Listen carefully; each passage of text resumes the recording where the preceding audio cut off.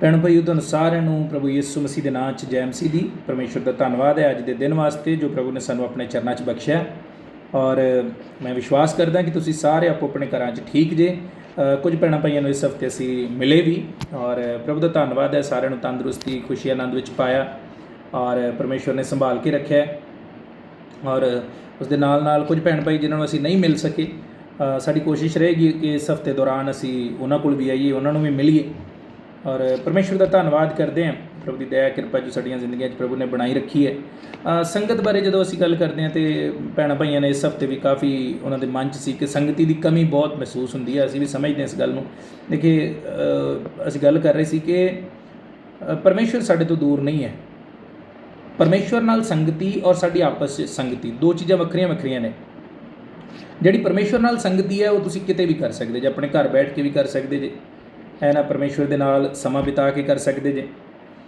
ਜਿਹੜੇ ਤੁਸੀਂ ਪ੍ਰਾਰਥਨਾ ਲਈ ਬੈਠਦੇ ਜੇ ਜਾਂ ਵਚਨ ਪੜ੍ਹਨ ਲਈ ਬੈਠਦੇ ਜੇ, ਹੈ ਨਾ, ਜਿਹੜੀ ਆਰਾਧਨਾ ਕਰਨ ਲਈ ਆਪਣੇ ਘਰ 'ਚ ਬੈਠਦੇ ਜੇ, ਜਾਂ ਫਰਜ਼ ਕਰੋ ਇਹ ਪ੍ਰਚਾਰ ਸੁਣਨ ਲਈ ਬੈਠਦੇ ਜੇ, ਇਹ ਪਰਮੇਸ਼ਵਰ ਦੇ ਨਾਲ ਸੰਗਤੀ ਹੈ।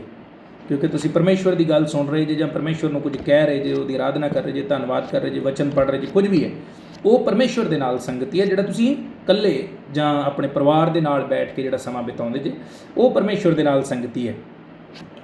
ਪਰ ਜਿਹੜੀ ਅਸੀਂ ਇਕੱਠੇ ਹੋ ਕੇ ਕਰਦੇ ਹਾਂ ਉਹ ਸਾਡੀ ਆਪਸ ਦੇ ਵਿੱਚ ਸੰਗਤੀ। ਔਰ ਬਾਈਬਲ ਇਸ ਬਾਰੇ ਸਾਨੂੰ ਕਹਿੰਦੀ ਹੈ ਕਿ ਅਸੀਂ ਆਪਸ ਵਿੱਚ ਇਕੱਠੇ ਹੋਣਾ ਨਾ ਛੱਡੀਏ।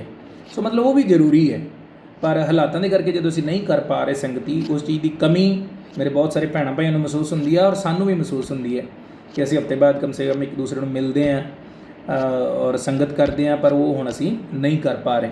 ਪਰ ਪਰਮੇਸ਼ਰ ਦਾ ਧੰਨਵਾਦ ਹੈ, ਜੋ ਵੀ ਹਾਲਾਤ ਹੋਣ ਪ੍ਰਭੂ ਦਾ ਧੰਨਵਾਦ ਹੈ ਔਰ ਸਾਰਿਆਂ ਦੇ ਨਾਲ ਹੀ ਹੈ। ਭੈਣਾਂ ਭਾਈਆਂ ਦਾ ਸਵਾਲ ਸੀ, ਔਰ ਤੁਹਾਡੇ 'ਚੋਂ ਵੀ ਕਈਆਂ ਦੇ ਮਨ 'ਚ ਸਵਾਲ ਹੋਏਗਾ ਕਿ ਜਦ ਗੁਰਦੁਆਰੇ, ਮੰਦਰਾਂ ਔਰ ਇਹਨਾਂ ਚੀਜ਼ਾਂ ਦੀ ਜਾ ਕੇ ਐਸੀਆਂ ਜਗ੍ਹਾਵਾਂ 'ਤੇ ਇਜਾਜ਼ਤ ਹੈ ਕਿ ਲੋਕ ਜਾ ਕੇ ਆਰਾਧਨਾ ਕਰਦੇ ਨੇ ਜਾਂ ਬੈਠਦੇ ਨੇ, ਆਪਣਾ ਪੂਜਾ ਬੰਦਗੀ ਕਰਦੇ ਨੇ, ਅਤੇ ਸਾਨੂੰ ਕਿਉਂ ਨਹੀਂ? ਸਾਡਾ ਇਹ ਹੈ ਕਿ ਮੇਰਾ ਜੋ ਪਿੱਛੇ ਸਮਝ ਆਉਂਦੀ ਹੈ ਗੱਲ, ਔਰ ਮੈਂ ਉਹੀ ਗੱਲ ਭੈਣਾਂ ਭਾਈਆਂ ਨੂੰ ਵੀ ਦੱਸ ਰਿਹਾ ਸੀ ਕਿ ਅਸੀਂ ਜਦੋਂ ਜਾਂਦੇ ਹਾਂ ਤਾਂ ਅਸੀਂ ਇਕੱਠੇ ਹੋ ਕੇ ਬੈਠਣਾ ਹੁੰਦਾ 1-2 ਘੰਟੇ। ਗੁਰਦੁਆਰੇ, ਮੰਦਰ ਹੋ ਗਿਆ, ਜਿਸ ਤਰ੍ਹਾਂ ਹੋ ਗਿਆ, ਅਤੇ ਲੋਕ ਜਾਂਦੇ ਨੇ, ਮੱਥਾ ਟੇਕ ਕੇ ਵਾਪਸ ਆ ਜਾਂਦੇ ਨੇ। ਪਰ ਜਦੋਂ ਅਸੀਂ ਬੈਠਦੇ ਹਾਂ ਫਿਰ ਜ਼ਿਆਦਾ ਦੇਰ ਬੈਠਣਾ ਹੁੰਦਾ। ਉਹਦੇ ਇਲਾਵਾ ਬਹੁਤ ਸਾਰੀਆਂ ਪਾਬੰਦੀਆਂ ਵੀ ਨੇ। ਜੇ ਅਸੀਂ ਇਕੱਠੇ ਵੀ ਹੁੰਦੇ ਹਾਂ ਅਤੇ ਫਿਰ ਉਹ ਗੱਲ ਜਿਸ ਤਰ੍ਹਾਂ ਅਸੀਂ ਸੰਗਤੀ ਕਰਨਾ ਚਾਹੁੰਦੇ ਉਸ ਤਰ੍ਹਾਂ ਹੋ ਨਹੀਂ ਪਾਏਗੀ। ਔਰ ਹੁਣ ਤਾਂ ਵੈਸੇ ਵੀ ਲੋਕਡਾਊਨ ਜਿਹੜਾ ਸ਼ਨੀ ਐਤਵਾਰ ਦਾ ਹੁੰਦਾ ਹੈ, ਅਤੇ ਇਸ ਕਰਕੇ ਅਜੇ ਸੰਭਾਵਨਾ ਨਹੀਂ ਲੱਗਦੀ। ਔਰ ਪਰਮੇਸ਼ਰ ਦਾ ਧੰਨਵਾਦ ਹੈ ਫਿਰ ਵੀ ਕਿ ਪਰਮੇਸ਼ਰ ਸਾਡੇ ਤੋਂ ਦੂਰ ਨਹੀਂ ਹੈ। ਮੈਂ ਉਹੀ ਕਹਿ ਰਿਹਾ ਕਿ ਸਾਡੀ ਆਪਸ 'ਚ ਸੰਗਤੀ ਨਹੀਂ ਹੋ ਪਾ ਰਹੀ, ਪਰ ਪਰਮੇਸ਼ਰ ਦੇ ਨਾਲ ਸਾਡੀ ਸੰਗਤੀ ਉਸੇ ਤਰ੍ਹਾਂ ਹੀ। ਸੋ ਪਰਮੇਸ਼ਰ ਦਾ ਧੰਨਵਾਦ ਹੈ। ਜੋ ਵੀ ਹਾਲਾਤ ਹੋਣ, ਬਾਈਬਲ ਕਹਿੰਦੀ ਹੈ ਹਰ ਹਾਲ ਵਿੱਚ ਪਰਮੇਸ਼ਰ ਦਾ ਧੰਨਵਾਦ ਕਰੋ। ਸੋ ਪਰਮੇਸ਼ਰ ਦਾ ਧੰਨਵਾਦ ਹੈ। ਮੇਰੀ ਇਹੀ ਬੇਨਤੀ ਹੈ ਕਿ ਪਰਮੇਸ਼ਰ ਦੇ ਨਾਲ ਜੁੜੇ ਰਹੀਏ, ਹੈ ਨਾ। ਜਦੋਂ ਸੰਗਤ ਦਾ ਮੌਕਾ ਮਿਲੇਗਾ ਅਸੀਂ ਕਰਾਂਗੇ, ਪਰ ਸਭ ਤੋਂ ਵੱਧ ਕੇ ਜ਼ਰੂਰੀ ਹੈ ਕਿ ਤੁਸੀਂ ਨਿੱਜੀ ਤੌਰ 'ਤੇ ਔਰ ਪਰਿਵਾਰ ਦੇ ਤੌਰ 'ਤੇ ਪਰਮੇਸ਼ਰ ਦੇ ਨਾਲ ਜੁੜੇ ਰਹੋ। ਔਰ ਉਹ ਅਸੀਂ ਕਿਸ ਤਰ੍ਹਾਂ ਜੁੜ ਸਕਦੇ ਹਾਂ? ਸੰਗਤੀ ਕਰਕੇ। ਅਸੀਂ ਆਪਸ ਦੇ ਵਿੱਚ ਜਦੋਂ ਮਿਲਦੇ ਹਾਂ, ਜਾਂ ਤੁਸੀਂ ਚਾਹੁੰਦੇ ਜੇ ਕਿ ਅਸੀਂ ਤੁਹਾਡੇ ਘਰਾਂ 'ਚ ਆਈਏ, ਅਤੇ ਉਹਦੇ ਮਗਰ ਇੱਛਾ ਕੀ ਹੈ ਕਿ ਅਸੀਂ ਆਪਸ ਦੇ ਵਿੱਚ ਮਿਲੀਏ, ਸੰਗਤੀ ਕਰੀਏ, ਤਾਂ ਕਿ ਸਾਡਾ ਆਪਸ ਦੇ ਵਿੱਚ ਪਿਆਰ ਬਣਿਆ ਰਹੇ, ਹੈ ਨਾ, ਇੱਕ ਦੂਸਰੇ ਨਾਲ ਅਸੀਂ ਜੁੜੇ ਰਹੀਏ। ਇਹੋ ਹੀ ਗੱਲ ਪਰਮੇਸ਼ਰ ਲਈ ਵੀ ਹੈ। ਪਰਮੇਸ਼ਰ ਨਾਲ ਵੀ ਇਸੇ ਤਰ੍ਹਾਂ ਹੀ ਸੰਗਤੀ ਜ਼ਰੂਰੀ ਹੈ, ਤਾਂ ਕਿ ਅਸੀਂ ਪਰਮੇਸ਼ਰ ਨਾਲ ਸਾਡਾ ਪਿਆਰ ਬਣਿਆ ਰਹੇ, ਪਰਮੇਸ਼ਰ ਦੇ ਨਾਲ ਜੁੜੇ ਰਹੀਏ। ਜੇ ਅਸੀਂ ਆਪਸ 'ਚ ਇਸ ਤਰ੍ਹਾਂ ਚਾਹੁੰਦੇ ਹਾਂ ਤਾਂ ਪਰਮੇਸ਼ਰ ਵੀ ਇਸ ਤਰ੍ਹਾਂ ਹੀ ਚਾਹੁੰਦਾ। ਸੋ ਇਸ ਕਰਕੇ ਜਦੋਂ ਅਸੀਂ ਘਰਾਂ 'ਚ ਹਾਂ ਜਾਂ ਇਕੱਲੇ ਵੀ ਹੁੰਦੇ ਹਾਂ, ਤਾਂ ਜ਼ਰੂਰ ਪਰਮੇਸ਼ਰ ਦੇ ਨਾਲ ਸਮਾਂ ਬਿਤਾਈਏ, ਪਰਮੇਸ਼ਰ ਦੇ ਨਾਲ ਸੰਗਤੀ ਕਰੀਏ। ਸੋ ਅੱਜ ਦੇ ਵਚਨ 'ਤੇ ਅਸੀਂ ਗੌਰ ਕਰਾਂਗੇ, ਔਰ ਉਸ ਤੋਂ ਪਹਿਲਾਂ ਅਸੀਂ ਪ੍ਰਾਰਥਨਾ ਕਰਾਂਗੇ। ਆਪਣੀਆਂ ਬਾਈਬਲਾਂ ਤੁਸੀਂ ਖੋਲ੍ਹ ਸਕਦੇ ਜੋ ਉਤਪਤ ਦੀ ਕਿਤਾਬ 2 ਅਧਿਆਏ ਔਰ ਉਹਦੀ 18 ਤੋਂ 24 ਆਇਤ, ਜੋ ਅਸੀਂ ਪਿਛਲੇ ਹਫ਼ਤੇ ਜਿਸ ਵਿਸ਼ੇ 'ਤੇ ਵਿਚਾਰ ਕਰ ਰਹੇ ਸੀ, ਭੈਣਾਂ ਬਾਰੇ, ਬਾਈਬਲ ਦੇ ਵਿੱਚ ਜਿਹੜਾ ਔਰਤਾਂ ਬਾਰੇ ਪਰਮੇਸ਼ਵਰ ਨੇ ਜੋ ਦੱਸਿਆ ਔਰ ਜੋ ਉਹਨਾਂ ਦੀ ਜ਼ਿੰਦਗੀ ਤੋਂ ਸਬਕ ਸਾਨੂੰ ਮਿਲਦੇ ਨੇ, ਉਹਦੇ 'ਤੇ ਅਸੀਂ ਵਿਚਾਰ ਕਰ ਰਹੇ ਸੀ। ਇਸ ਹਫ਼ਤੇ ਵੀ ਅਸੀਂ ਉਹਦੇ ਅਗਲੇ ਹਿੱਸੇ ਨੂੰ, ਅਗਲੇ ਪਾਰਟ ਨੂੰ ਜਾਰੀ ਰੱਖਾਂਗੇ। ਅਸੀਂ ਪਿਛਲੇ ਹਫ਼ਤੇ ਵੀ 5 ਔਰਤਾਂ ਬਾਰੇ ਦੇਖਿਆ, ਥੋੜ੍ਹਾ ਜਿਹਾ ਉਹਦੇ 'ਤੇ ਵਿਚਾਰ ਕਰਾਂਗੇ ਦੁਬਾਰਾ, ਔਰ ਫਿਰ ਉਸ ਤੋਂ ਅਗਲੀਆਂ 5 ਔਰਤਾਂ ਬਾਰੇ ਵੇਖਾਂਗੇ। ਟੋਟਲ ਬਾਈਬਲ ਦੇ ਵਿੱਚ ਬਹੁਤ ਸਾਰੀਆਂ ਔਰਤਾਂ ਬਾਰੇ ਦੱਸਿਆ ਗਿਆ, ਪਰ ਟੋਟਲ ਬਾਈਬਲ ਦੇ ਵਿੱਚ ਜੋ ਅਸੀਂ ਵੇਖਾਂਗੇ, ਅਸੀਂ ਜਿਨ੍ਹਾਂ ਦੀ ਜ਼ਿੰਦਗੀ 'ਚ ਖਾਸ, ਜਿਨ੍ਹਾਂ ਤੋਂ ਸਾਨੂੰ ਸਬਕ ਮਿਲਦੇ ਨੇ, ਜੋ ਮੈਂ ਆਪਣੇ ਤੌਰ 'ਤੇ ਲਿਸਟ ਤਿਆਰ ਕੀਤੀ, ਉਹ 25 ਔਰਤਾਂ ਦੀ ਲਿਸਟ ਹੈ। ਸੋ ਲਗਾਤਾਰ ਭਾਵੇਂ ਨਾ ਵੇਖੀਏ, ਪਰ ਪਿਛਲੇ ਹਫ਼ਤੇ ਅਸੀਂ ਦੇਖਿਆ, ਇਸ ਐਤਵਾਰ ਦੇਖਾਂਗੇ, ਔਰ ਉਸ ਤੋਂ ਬਾਅਦ ਫਿਰ ਅਸੀਂ ਵਿੱਚ ਜਿਸ ਤਰ੍ਹਾਂ ਵੀ ਪਰਮੇਸ਼ਰ ਚਾਹੇਗਾ, ਜਿਹੜਾ ਵੀ ਵਿਸ਼ਾ ਪਰਮੇਸ਼ਰ ਚਾਹੇਗਾ, ਉਹਦੇ 'ਤੇ ਅਸੀਂ ਵਿਚਾਰ ਕਰਾਂਗੇ। ਔਰ ਉਸ ਤੋਂ ਪਹਿਲਾਂ ਅਸੀਂ ਪ੍ਰਾਰਥਨਾ ਕਰਾਂਗੇ। ਵਚਨ ਅਸੀਂ ਵੇਖਾਂਗੇ ਉਤਪਤ ਦੀ ਕਿਤਾਬ 2 ਅਧਿਆਏ ਉਹਦੀ 18 ਤੋਂ 24 ਆਇਤ। ਤੁਸੀਂ ਉਹਦੀ ਉਨੀ ਦੇਰ ਤੱਕ ਆਪਣੀਆਂ ਬਾਈਬਲਾਂ ਨੂੰ ਖੋਲ੍ਹ ਸਕਦੇ ਹੋ, ਔਰ ਅਸੀਂ ਪ੍ਰਾਰਥਨਾ ਕਰਾਂਗੇ। प्रभु जी आपका धन्नवाद, आपका शुक्र करते हैं सुंदर समय वास्ते जो आपने सानू अपने चरणों 'च बख्शिया। बहुत धन्नवादी हैं मेरे भैणां भाइयों वास्ते जो बड़े समर्पण के नाल प्रभु हर इतवार आपके वचन की उड़ीक करते हैं और सुनते हैं। प्यारे परमेश्वर, मेरी प्रार्थना खास करके इन्हां दिनां 'च जद असीं भैणां की जिंदगी बारे विचार कर रहे हैं, औरत जिसनों आपने साजिया सिरजिया प्रभु जी महान परमेश्वर अपनी खास और सुंदर रचना बनाया प्रभु सृष्टि के विच, जब प्रभु आपका वचन औरत बारे की कहता है उस विषय पर विचार कर रहे हैं और उन्होंने जिंदगी तो प्रभु जो सानू सबक मिलते हैं, जो विश्वास दियाँ औरतां हुईयां बाइबल के प्रभु उन्होंने विचार कर रहे हैं। और उस दे नाल कुछ ऐसियां औरतां हुईयां जिन्होंने जिंदगी च गलतियां कीतियां प्यारे परमेश्वर, और प्रभु जी आप दे प्रति प्रभु वफादारी और आग्याकारी नहीं विखाई, तो उन्होंने जिंदगी तो भी सानू जो सबक मिलते हैं। मेरी प्रार्थना है असीं उन्होंने सबकों अपनी जिंदगी च लागू कर सकीए, उन्होंने तो असीं भी सबक लै सकीए, और जिन्होंने गलत किया असीं उन्हां वांग ना करिए, जिन्होंने प्रभु अपना विश्वास विखाया हिम्मत दिखाई प्रभु जी महान परमेश्वर असीं उन्हां वांग कर सकीए। मेरियां भैणां नूं भी प्रभु आप समझ दिओ, आपदा आत्मा उन्हां दी सहायता करे कि प्रभु सचमुच प्रभु अपने मुल नूं पछाण सकण, परमेश्वर की नज़र विच उन्हां दा मुल की है, प्रभु कौन ने प्यारे प्रभु। मेरियां भैणां उस गल नूं आपदे वचन चों जाण सकण और प्रभु उत्साहित होण प्यारे परमेश्वर। आपदा आत्मा उन्हां नूं उत्साहित करे प्यारे प्रभु जी और हिम्मत देवे प्रभु। अज के दिन दास की भी सहायता करना प्यारे परमेश्वर, वचन आपदा है, बाणी आपदी असीं आपदे हैं, खुदा बंदा है, आपदा आत्मा साडे सारे नाल गलबात करे। आपदे पुत्र नाम की वडियाई करते हैं, प्रार्थना विनती प्रभु यीशु दे नाम च मंगदे हैं, आमीन। सो परमेश्वर का धन्नवाद है अज के दिन वास्ते जो प्रभु ने सानू साडी जिंदगी बख्शिया कि असीं परमेश्वर के वचन ते फिर विचार कर सकीए। कुछ गल्लां ते असीं विचार करांगे जो विषय असीं पिछले हफ्ते भी गल कर रहे सी। बाइबल दे विच परमेश्वर ने जो औरत के बारे बाइबल के परमेश्वर ने दसिया और लिखिया है, परमेश्वर ने औरत को साजिया और वो बारे असी जो विचार कर रहे सी। उत्पत्ति की किताब 2 अध्याय और वो 18 तो 24 आयत के जो असी वेख रहे थे कि किस तरह परमेश्वर ने औरत को सिरजिया। तो इस जगह पर जो असी वेखते हैं करी फिर इन्होंने आयतां पढ़ लाँगे। फिर यहोवा परमेश्वर ने आख्या भई चंगा नहीं कि आदमी इकल्ला रहे, सो मैं उहदे लई उहदे वांगू एक सहायकण बनावांगा। परमेश्वर ने यहोवा परमेश्वर ने मिट्टी तो जंगल के हर एक जानवर नूं ते आकाश के हर एक पंछी नूं रचिया ते आदमी को लै आया तां जो वेखे भई वो किवें उन्हां नूं सद्देगा, ते जो कुछ आदमी ने उस जिउंदे प्राणी नूं सद्दिया सो उहदा नाम हो गया। ऐवें आदमी ने सारे डंगरां नूं, आकाश के पंछियां नूं और जंगल के सारे जानवरां नूं नाम दिते, पर आदमी लई अजे कोई सहायकण उहदे वर्गी ना मिली। तां यहोवा परमेश्वर ने आदमी ते गूढ़ी नींद भेजी, सो सौ गया ते उसने ਉਹਦੀਆਂ ਪਸਲੀਆਂ ਵਿੱਚੋਂ ਇੱਕ ਕੱਢ ਲਈ ਅਤੇ ਉਹਦੀ ਥਾਂ ਮਾਸ ਭਰ ਦਿੱਤਾ। ਤਾਂ ਯਹੋਵਾ ਪਰਮੇਸ਼ਰ ਨੇ ਉਸ ਪਸਲੀ ਤੋਂ ਜਿਹੜੀ ਉਸਨੇ ਆਦਮੀ ਵਿੱਚੋਂ ਕੱਢੀ ਇੱਕ ਨਾਰੀ ਬਣਾਈ ਤੇ ਉਹਨੂੰ ਆਦਮੀ ਕੋਲ ਲੈ ਆਇਆ। ਤਾਂ ਆਦਮੀ ਨੇ ਵੇਖਿਆ ਕਿ ਆਦਮੀ ਨੇ ਆਖਿਆ ਕਿ ਇਹ ਹੁਣ ਮੇਰੀਆਂ ਹੱਡੀਆਂ ਵਿੱਚੋਂ ਹੱਡੀ ਹੈ, ਮੇਰੇ ਮਾਸ ਵਿੱਚੋਂ ਮਾਸ ਹੈ, ਸੋ ਇਹ ਇਸ ਕਾਰਨ ਨਾਰੀ ਅਖਵਾਏਗੀ ਜੋ ਇਹ ਨਰ ਵਿੱਚੋਂ ਕੱਢੀ ਗਈ ਹੈ। ਸੋ ਮਰਦ ਆਪਣੇ ਮਾਪੇ ਛੱਡ ਕੇ ਆਪਣੀ ਤੀਵੀਂ ਨਾਲ ਮਿਲਿਆ ਰਹੇਗਾ ਅਤੇ ਉਹ ਇੱਕ ਸਰੀਰ ਹੋਣਗੇ, ਅਤੇ ਮਰਦ ਔਰ ਤੀਵੀਂ और मर्द 124 आयत तक असीं जो पढ़ रहे हैं, सो मर्द अपने मापे छड्ड के अपनी तीवी नाल मिलिया रहेगा अते वो एक शरीर होणगे। सो परमेश्वर का धन्नवाद है परमेश्वर के इस वचन वास्ते। इस आयत नूं जां इस वचन के इस भाग नूं जिसनूं असीं पढ़िया उहनूं पढ़न का कारण पिछे की है कि असीं देखना है कि शुरुआत कित्थों हुई। परमेश्वर ने जदों औरत नूं रचिया है, आदमी नूं रचन तो बाद जो औरत नूं रचिया है, तो परमेश्वर के दिमाग च की चल रहा सी और परमेश्वर ने किस मकसद लई औरत नूं रचिया और उहदे पिछे परमेश्वर की योजना की सी।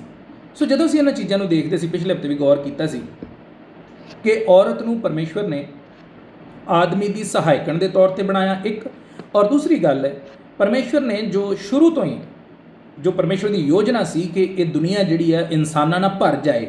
परमेश्वर ने जानवर पेड़ पंछी सब कुछ बना दिता, जल पानी समुंदर सब कुछ बना दिता, पर परमेश्वर की योजना सी कि जिन्ना चिर इंसान ये नहीं होएगा ये सारी सृष्टि अधूरी है। सो परमेश्वर का मकसद की सी, पहली गल ये सी कि आदमी की सहायकण बने, और दूसरी गल ये सी कि इन्हां दोवां दे द्वारा जिहड़ी इंसानियत है वो वधे, जिहड़ी मनुख जाति है वो वधे। सो परमेश्वर ने उन्हां दोवां नूं इस तरीके नाल जिस तरह 24 आयत पढ़ते हैं कि वो एक शरीर होंगे। परमेश्वर ने एक शरीर बनाया, एक शरीर आदमी दे विचों जदों लिखिया नर दे विचों वो नारी रची गई। सो परमेश्वर का मकसद की है शुरू तो कि औरत जिहड़ी आ आदमी दे लई सहायकण होवे, उहदा साथ देवे, उहदी नौकरानी ना होवे। है ना। ਆਪਾਂ ਪਿਛਲੇ ਹਫ਼ਤੇ ਵੀ ਗੱਲ ਕਰ ਰਹੇ ਸੀ ਕਿ ਬਹੁਤ ਜਗ੍ਹਾ ਔਰਤ ਨੂੰ ਬਹੁਤ ਨੀਵਾਂ ਸਮਝਿਆ ਜਾਂਦਾ, ਪਰ ਪਰਮੇਸ਼ਵਰ ਨੇ ਉਹਨੂੰ ਨੀਵਾਂ ਨਹੀਂ ਰਚਿਆ, है ना। आदमी दे विचों कढ़ के रचिया, ਉਹਦੀ पसली चों मांस कढ़ के परमेश्वर ने उत्तों रचिया, और इसलिए नहीं रचिया कि वो ਉਹਦੀ नौकरानी बन के रहे, ਉਹਨੂੰ ਉਹਦੀ सहायकन के तौर पर बनाया। सो ਜਦੋਂ ਅਸੀਂ ਵੇਖਦੇ ਹਾਂ, मैं सोचदा कई वारी ਇਹ गुण ਜਿਹੜਾ परमेश्वर ਉਹਦੇ ਅੰਦਰ सहायकन ਦਾ ਦਿੱਤਾ ਹੈ, ਇਹ बचपन ਤੋਂ ही है। ਤੁਸੀਂ देखो बेटियां ਜਦੋਂ ਸਾਡੇ ਘਰਾਂ 'ਚ ਪੈਦਾ ਹੁੰਦੀਆਂ ਨੇ, ਜਦੋਂ बेटी ਹੁੰਦੀ है तो ਕੀ ਹੁੰਦਾ ਹੈ, ਜਦੋਂ ਥੋੜ੍ਹੀ ਜਿਹੀ ਵੱਡੀ ਹੁੰਦੀ ਹੈ तो फिर ਉਹ ਸਾਡਾ ਹੱਥ ਵੰਡਾਉਣਾ ਸ਼ੁਰੂ ਕਰ ਦਿੰਦੇ, ਖਾਸ ਕਰਕੇ ਆਪਣੀ ਮਾਂ ਦਾ ਹੱਥ ਵੰਡਾਉਣਾ ਸ਼ੁਰੂ ਕਰ ਦਿੰਦੀ ਕੰਮਾਂ ਕਾਰਾਂ 'ਚ, ਘਰ ਦੇ ਕੰਮਾਂ 'ਚ, है ना। और ਸਹਾਇਤਾ ਕਰਦੀ है ना। ਅੱਜ ਕੱਲ੍ਹ ਪੜ੍ਹਾਈ ਲਿਖਾਈ ਜਦੋਂ ਬੱਚੀਆਂ ਕਰ ਜਾਂਦੀਆਂ ਨੇ, ਆਪਣੇ ਮਾਂ ਪਿਓ ਦੀ ਸਹਾਇਤਾ ਕਰਦੀਆਂ ਨੇ, ਕੰਮ ਕਾਰ ਕਰਕੇ, ਨੌਕਰੀ ਕਰਕੇ ਉਹ ਸਹਾਇਤਾ ਕਰਦੀਆਂ ਨੇ। ਸੋ ਉਹ ਅਜੇ ਅਸੀਂ ਬੇਟਿਆਂ ਲਈ ਇੰਨੀ ਗੱਲ ਨਹੀਂ ਕਹਿ ਸਕਦੇ, ਕੋਈ ਸਹਾਇਤਾ ਕਰਦਾ ਕੋਈ ਨਹੀਂ ਕਰਦਾ, ਮਰਜ਼ੀ ਦੇ ਮਾਲਕ ਨੇ, है ना। ਉਹ ਵੀ ਸਾਡੇ ਲਈ ਬਹੁਤ परमेश्वर की बड़ी वड्डी बरकत ने ਜਿਹੜੇ बेटे है ना, वो भी ਜਿਹੜੇ ਸਾਡੇ दिल ਨੂੰ खुशी ਦਿੰਦੇ ਨੇ, ਉਹ ਵੀ बहुत वड्डी बरकत ने। पर ਜੇ ਅਸੀਂ मकसद की गल करिए तो औरत उस मकसद ਨੂੰ ज़्यादा पूरा करती है ਜਿਹੜਾ परमेश्वर ने ਉਹਨੂੰ ਦਿੱਤਾ ਜਾਂ ਜਿਹੜੇ मकसद ਲਈ ਉਹਨੂੰ ਸਿਰਜਿਆ। ਜਦੋਂ ਛੋਟੀ ਹੁੰਦੀ ਹੈ ਆਪਣੀ ਮਾਂ ਦੀ ਸਹਾਇਤਾ ਕਰਦੀ ਹੈ, घर के ਕੰਮਾਂ 'ਚ मदद करती है, ਜਦੋਂ ਵੱਡੀ ਹੋ ਜਾਂਦੀ है फिर ਜਾਂ नौकरी करके ਜਾਂ ਕੰਮ करके अपने माँ की प्यो की दोवां की सहायता करती है। कई जगह देखिया जिथे जिन्हां दे घरां 'च बेटे नहीं हैं, बेटियां ਵੱਡੀਆਂ हो के अपने परिवार का बोझ चुकदियां ने। सो वो सहायकन का जिहड़ा गुण है वो उन्हां दी जिंदगी 'ਚ शुरू तो ही है। सो परमेश्वर का इस गल लई धन्नवाद है कि वो अपने वो सुभावक ही उन्हां दे अंदर है और वो उस काम नूं करदियां। सो परमेश्वर ने की है उन्हां नूं सहायकन के तौर पर रचिया। सो ਜਦੋਂ ਤੋਂ ਪੈਦਾ ਹੁੰਦੀਆਂ ਨੇ ਉਹ ਹਮੇਸ਼ਾ ਸਹਾਇਤਾ ਕਰਦੀਆਂ। ਔਰ ਉਹਦੇ ਨਾਲ ਨਾਲ ਜਦੋਂ ਮੈਂ ਇਹ ਗੱਲ ਕਹਿਣਾ ਕਿ ਪਰਮੇਸ਼ਵਰ ਨੇ ਔਰਤ ਨੂੰ ਨੀਵਾਂ ਕਰਕੇ ਨਹੀਂ ਰਚਿਆ, ਉਹਦੇ ਨਾਲ ਨਾਲ ਪਰਮੇਸ਼ਵਰ ਨੇ ਇਹ ਵੀ ਨਿਯਮ ਸ਼ੁਰੂ ਤੋਂ ਹੀ ਠਹਿਰਾ ਦਿੱਤਾ ਕਿ ਔਰਤ ਆਦਮੀ ਦੇ ਅਧੀਨ ਰਹੇਗੀ, ਉਹਦੀ ਗੱਲ ਨੂੰ ਸੁਣੇਗੀ, ਮੰਨੇਗੀ। ਪਰ ਇਹਦਾ ਇਹ ਮਤਲਬ ਨਹੀਂ ਕਿ ਔਰਤ ਦੀ ਕੋਈ ਆਪਣੀ ਪਸੰਦ ਨਹੀਂ ਜਾਂ ਆਪਣੀ ਕੋਈ ਇੱਛਾ ਨਹੀਂ ਜਾਂ ਕੋਈ ਆਪਣੀ ਮਰਜ਼ੀ ਨਹੀਂ ਹੈ, ਉਹ ਵੀ ਇਨਸਾਨ ਹੈ। और परमेश्वर ने उन्होंने इंसान करके, जो सानू आदमी नूं इंसान करके रचिया है तो औरत नूं भी इंसान करके ही रचिया है। जो भावनावां जो आदमी महसूस करता है, दुख परेशानी बोझ चिंता जो महसूस करता है, शायद औरत उहदे नालों 2 कदम ज़्यादा ही करती होएगी। सो इंसान के तौर पर रचिया है। और इस करके जे बाकियां गल्लां 'च असीं सोचते हैं कि औरत है ना साडे तो नीवीं है, तो फिर जदों ये गल आउंदी है कि औरत बराबर ही साडे बराबर किवें हो सकती, तो जो असीं ये वेखदे हां जे चिंता 'च आदमी चिंता करता है, घर दे बोझ चुकदा परेशान हुंदा, तो औरत भी बराबरी दी चिंता करती परेशान हुंदी। सो इस करके नीवीं इस मामले 'च नहीं है कि उहदे कोल समझ घट है जां ये चीज़ां ने, होर किसी मामले 'च नहीं। पर परमेश्वर ने आदमी नूं सिर ठहराया जिवें परमेश्वर ने मसीह नूं कलीसिया दा सिर ठहराया। सो परमेश्वर ने नियम शुरू तो बनाया। सो अधीनता ही च रहन दा मतलब नहीं कि है ना उन्होंने बोलन का हक नहीं है ਜਾਂ अपनी गल कहण का हक नहीं है ना, ਜਾਂ उन्होंने गुस्सा करन का हक नहीं है। परमेश्वर ने इंसान बनाया, वो भी इंसान है। सो इस करके पर मकसद जिहड़ा है वो की है कि वो आदमी की सहायकन होवे और वो अधीन चले, और वो नाल नाल की है परमेश्वर की मर्जी नूं की अपनी जिंदगी राही पूरा करे। सो सानूं याद रखने की लोड़ है। सो हवा बारे असीं विचार कर रहे सी। सो इस जगह पर औरत की सृष्टि जां पहली औरत जिहड़ी होई हवा, उहदे बारे जो है साडी जिंदगी जो सानूं सबक मिलता है ना, वो असीं देखते हैं कि वो एक हैल्पर है और सहायकन है। और आदमी नूं की है वो की करती है, संपूर्ण करती है ना। जिथे आदमी कमज़ोर है उत्थे औरत उसदी मदद करती है। इस करके पिछले हफ्ते भी असीं गल कीती सी कि जिहड़े दुनिया के बड़े सफल आदमी ने, जिहड़े जिन्हां बड़ी तरक्की की, बहुत नाम कमाया, बहुतिआं नूं असीं ये सुणदे हैं, कहंदे हैं, वो कहंदे ने कि मेरे पिछे मेरी माँ का हत्थ है, जां मेरी माँ करके मैं इत्थों तक पहुँचा, जां मैं अपनी पत्नी करके इत्थों तक पहुँचा, जां मैं अपनी भैन करके इत्थों तक पहुँचा, जिन्हां ने मैनूं हिम्मत दी। सो औरत का बहुत वड्डा रोल है। सो और हवा जिहड़ी है, हवा तो की है सानूं सिक्ख्या मिलती है, वो एक सहायकन है और आदमी नूं संपूर्ण करती है ना। उहदे होण नाल आदमी संपूर्ण है, क्योंकि बाइबल जिस पढ़ते हैं आदमी कल्ला सी, संपूर्ण नहीं गिणिया गया। परमेश्वर ने कहा उदों संपूर्ण होएगा जदों इहदे नाल इहदी सहायकन होएगी। सो इस करके खास करके जिहड़े मेरे भैन भाई जिहड़े पति पत्नी ने, है ना, एक दूसरे लिए ये चीज़ समझण की जरूरत है कि परमेश्वर ने सानूं एक दूजे तो नीवें नहीं कीता। आपो अपना जो असीं रोल पछाणदे हैं, जो मकसद पछाणदे हैं परमेश्वर ने जिहड़े सिरजा, तो फिर साडियां जिंदगियां शांति बनी रहिंदी। सानूं अपनी जगह पता हुंदी कि मेरी जगह की है, मैं किन्ना बोलना है, किन्ना सुनना है, ਜਾਂ ਕੀ ਪਰਮੇਸ਼ਰ ਨੇ ਮੇਰੇ ਲਈ ਕੀ ਰੱਖਿਆ ਹੈ ਨਾ, ਪਰਮੇਸ਼ਰ ਨੇ ਮੇਰੇ ਲਈ ਕੀ ਮਕਸਦ ਰੱਖਿਆ। ਸੋ ਇਸ ਕਰਕੇ ਪਰਮੇਸ਼ਰ ਦਾ ਮਕਸਦ ਕੀ ਹੈ ਕਿ ਔਰਤ ਸਹਾਇਕਣ ਹੋਵੇ ਔਰ ਕੀ ਹੈ ਆਦਮੀ ਦੀ ਸਹਾਇਤਾ ਕਰੇ, ਉਹਨੂੰ ਸੰਪੂਰਨ ਕਰੇ। ਦੂਸਰੀ ਅਸੀਂ ਵੇਖ ਰਹੇ ਸੀ ਸਾਰਾ ਬਾਰੇ ਹੈ ਨਾ, ਸਾਰਾ ਬਾਰੇ ਅਸੀਂ ਪੜ੍ਹਦੇ ਹਾਂ ਉਤਪਤੀ ਕਿਤਾਬ ਔਰ ਉਹਦੇ 11, 12, 16, 18 ਤੇ 21 ਆਇਤ ਦੇ ਵਿੱਚ ਸਾਨੂੰ ਜਦੋਂ 21 ਅਧਿਆਏ ਵਿੱਚ 11, 12, 16, 18 ਤੇ 21 ਅਧਿਆਏ ਇਹ ਜਿਹੜੇ 5 ਅਧਿਆਏ ਨੇ ਇਹਨਾਂ ਦੇ ਵਿੱਚ ਸਾਨੂੰ ਸਾਰਾ ਬਾਰੇ ਪੜ੍ਹਨ ਨੂੰ ਮਿਲਦਾ, ਅਬਰਾਹਮ ਦੀ ਪਤਨੀ ਬਾਰੇ। ਸੋ ਉਹਦੀ ਜ਼ਿੰਦਗੀ ਤੇ ਜਦੋਂ ਅਸੀਂ ਇਹਨਾਂ ਅਧਿਆਇਆਂ 'ਚ ਪੜ੍ਹਦੇ ਹਾਂ ਤਾਂ ਕੀ ਵੇਖਣ ਨੂੰ ਮਿਲਦਾ? ਖਾਸ ਗੱਲ ਉਹਦੀ ਜ਼ਿੰਦਗੀ 'ਚ ਸੀ ਆਗਿਆਕਾਰੀ ਹੈ ਨਾ। ਉਹ ਕੀ ਸੀ? ਆਪਣੇ ਪਤੀ ਦੀ ਆਗਿਆਕਾਰ ਸੀ ਔਰ ਪਰਮੇਸ਼ਵਰ ਦਾ ਡਰ ਰੱਖਦੀ ਸੀ।